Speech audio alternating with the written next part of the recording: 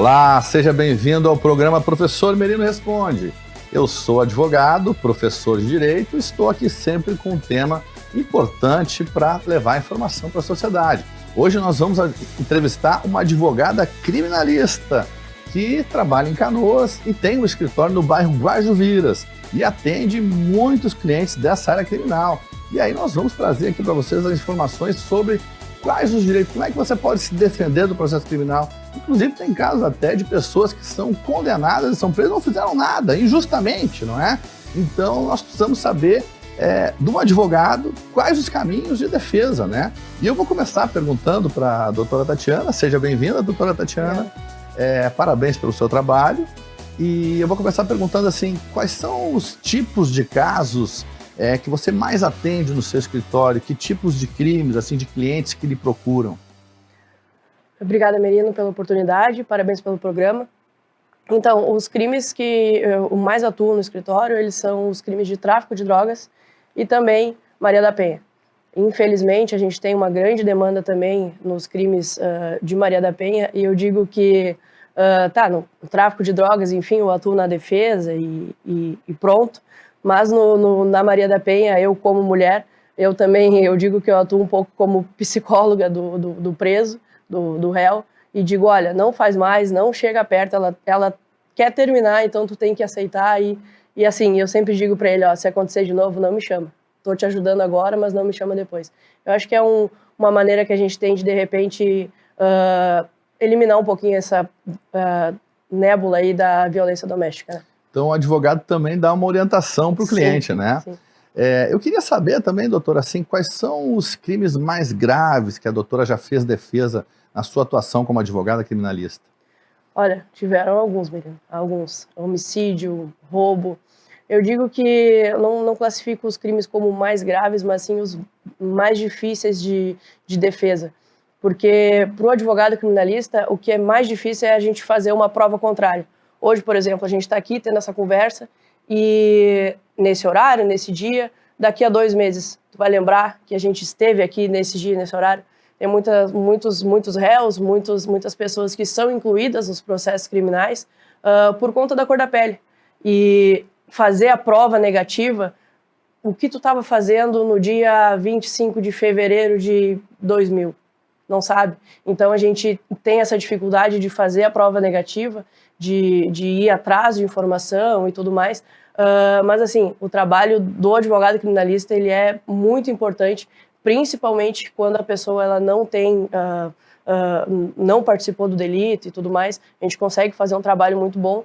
E também, dali a pouco, quando cometeu algum erro, enfim, a gente consegue uma redução, uma pena, tem que pagar, mas vamos conseguir uma pena justa para que essa pessoa consiga pagar pelo delito que cometeu e consiga se reinserir na sociedade. Como é que funciona mais ou menos uma defesa de um processo criminal de homicídio? Como é que funciona mais ou menos, assim, dá um resumo do processo para a gente, dos procedimentos?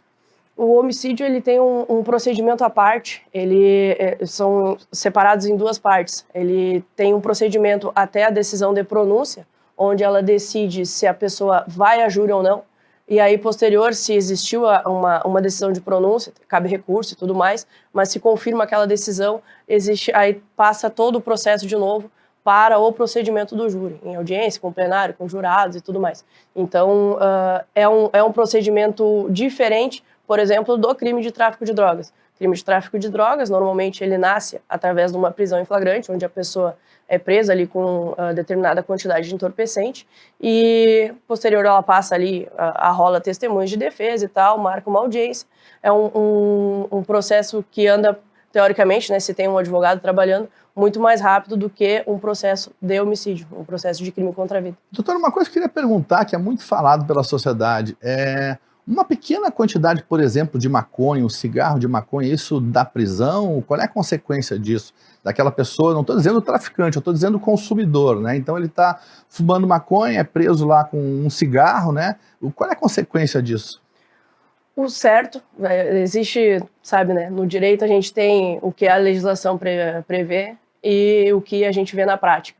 O correto dessa pessoa que é presa com um baseado, fumando uma maconha, é fazer um termo circunstanciado com posse de drogas. Ela vai lá, ela é chamada para uma audiência, o juiz, enfim, eu digo, dá um puxão de orelha, olha, não, isso não leva a nada e tal, isso é uma porta para as outras drogas, enfim. E aí ele acaba, não é um procedimento muito grave. O problema disso tudo é, dali a pouco, essa pessoa ela é presa com esse baseado e dali a pouco ela foi na boca e ela comprou uma quantidade maior para que ela não tivesse que ir todos os dias na boca, ela pegou uma quantidade maior e ela foi presa nesse trajeto para casa. Então, normalmente, nesse ponto, o delegado de polícia ele opta por enquadrar no tráfico de drogas e aí cabe à defesa, né, fazer um trabalho ali para, enfim, conseguir comprovar com o judiciário que se trata, de fato, de uma posse de droga. Como que se faz isso? Dali a pouco, se essa pessoa ela teve um TC, um termo circunstanciado antes, com uma posse de droga, olha, ele é usuário, ele já foi pego antes. Então, é mais ou menos nesse sentido que a gente tenta atuar. Ah, entendi. Então, o usuário da droga, aquele que é só o usuário, que tem uma pouca quantidade, então não é criminalizado, vamos dizer assim. Não, ele não é preso, né? Ele responde ao processo, né? Um procedimento e tal, assina um termo circunstanciado, mas não tem mais aquela prisão, né? Isso é interessante. Doutora, uma outra pergunta que a gente fica querendo saber, assim, ó, as pessoas reclamam da demora no processo, até de crimes graves, aí nós temos crimes que saem na imprensa, e aí demora muitos anos para sair o julgamento. E as pessoas querem justiça, querem uma justiça rápida. Qual a média de tempo de um processo criminal que leva desde o mais simples até o mais grave, após todo o julgamento dos recursos, quando acaba mesmo o final e se decide encerrar o processo? Quanto tempo, mais ou menos? Agora eu vou te dar uma resposta padrão de advogado, depende. A gente tem dois pontos. O processo que ele é com o réu preso e com o réu solto.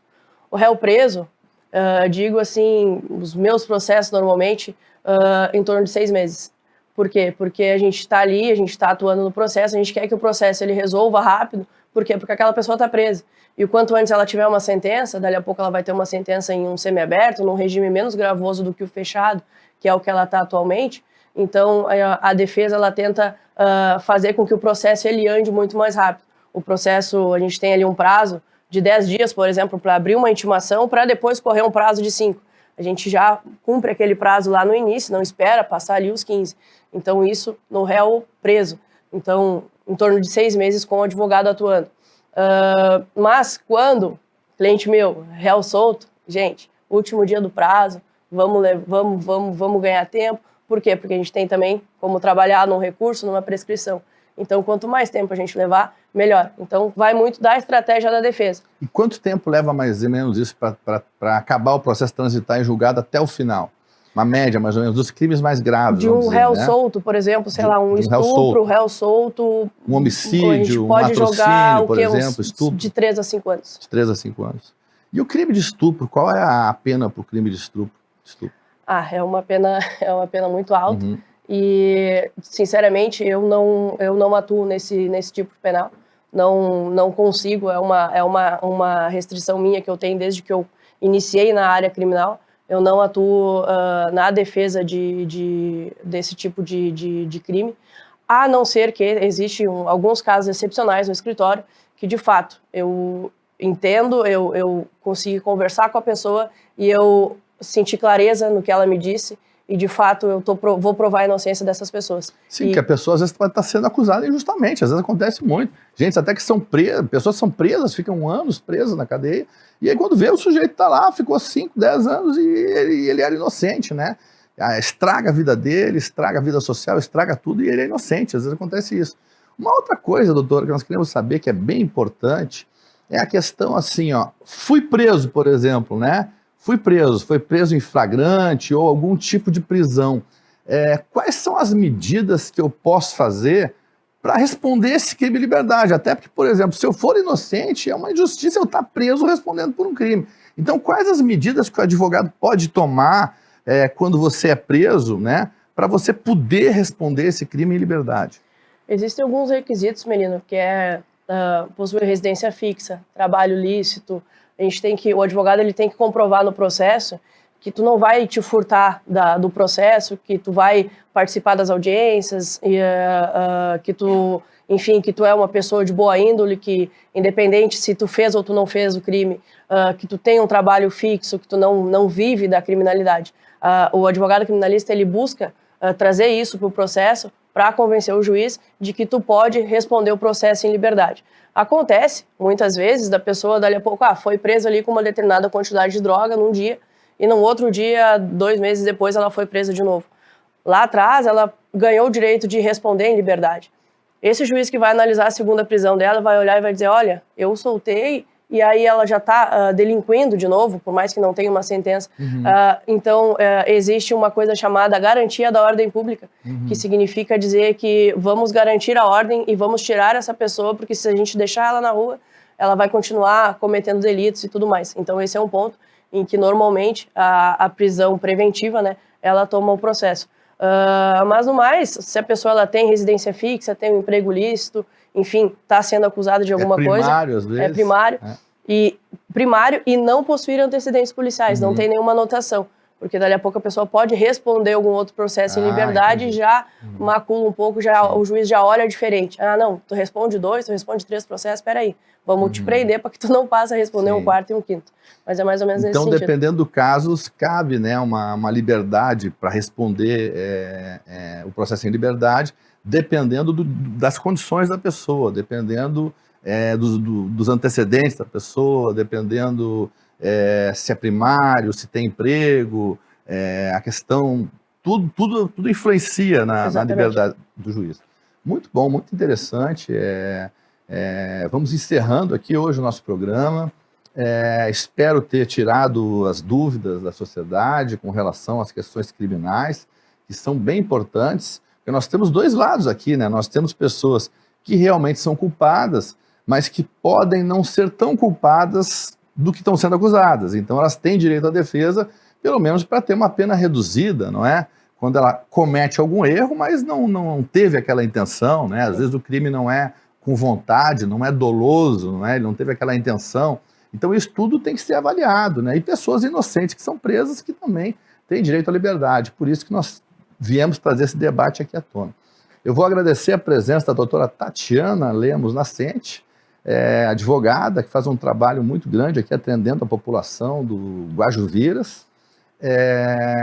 Quero mandar um abraço a todos, nos sigam nas nossas redes sociais, Professor Merino Advogado no Facebook, Merino Advogado no Instagram, e siga também no YouTube, Professor Merino Advogado, e no nosso WhatsApp, 9962-262, ao qual vocês podem mandar perguntas que nós vamos tirar as dúvidas de vocês sobre os temas variados que estamos aqui diariamente atendendo a população.